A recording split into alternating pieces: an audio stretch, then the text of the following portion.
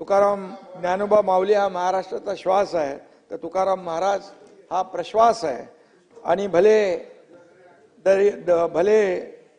देऊ कासेची लंगोटी, नाटाळाच्या माती हानू काठी, असं हे तुकारामाच्या ओळी या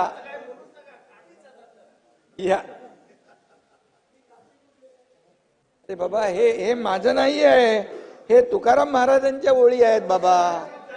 आणि म्हणून एका माया सावली जीव लावला, विश्वास टाकला तर त्याला कमरेची लंगोटी सुद्धा सोडून देण्यात त्याच्यामध्ये आहे. पण एखाद्याने गडबड केली तर त्याला सोटा दाखवण्याची पद्धत पण आहे. त्यामुळे कधी कधी ते, आता मी काही राजकीय बोलत नाही, परंतु जेव्हा वेळ असते, वेळ येते, त्यावेळेस तेही करावं लागतं, तेही केलेलं आहे आपण. त्यामुळे ही तुकाराम महाराजांची शिकवण आयुष्यभर आवाडजी मी जपलेली आहे. आणि म्हणून मला आज खऱ्या अर्थाने या पुरस्कारासाठी जी निवड केली त्याचा मला आनंद आहे.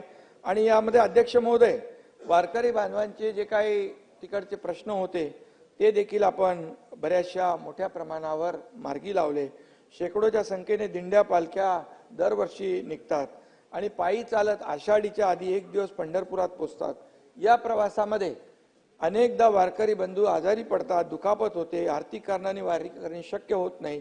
पण सर्व वारकरी बंधूंचा विचार करून इतिहासामध्ये पहिल्यांदा आपल्या सरकारने वारकऱ्यांच्या दिंड्यांसाठी अनुदान देण्याची प्रथा सुरू केली.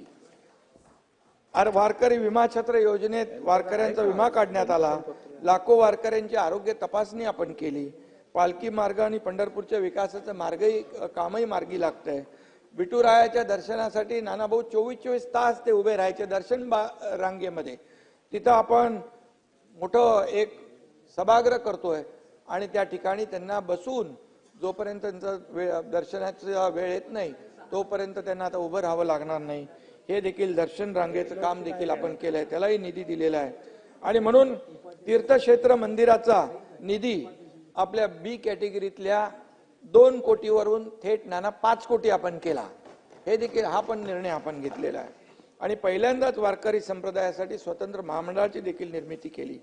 आणि वारकऱ्यांपेक्षा कोणी VIP नाही. मगाशी आपण सांगितलं की सगळं आपण बाजूला ठेवून वारकऱ्यांनाच प्राधान्य देण्याचं काम, दर्शनामध्ये देखील त्यांना कुठलाही गैरसोय होणार नाही याची आपण काळजी घेतलेली आहे. आणि म्हणून ही खरं म्हणजे आपण काही उपकार केलेले नाहीत, परंतु आपण वारकऱ्यांचे जे काही ऋण आहेत आपल्यावर संप्रदायाचे, ते 7 जन्म घेतले तरी ते ऋण फेडता येणार नाहीत, फेडू शकणार नाहीत. आणि म्हणून संत तुकाराम महाराज म्हणतात, शुद्ध बीजापोटी फळे रसाळ गोमटी.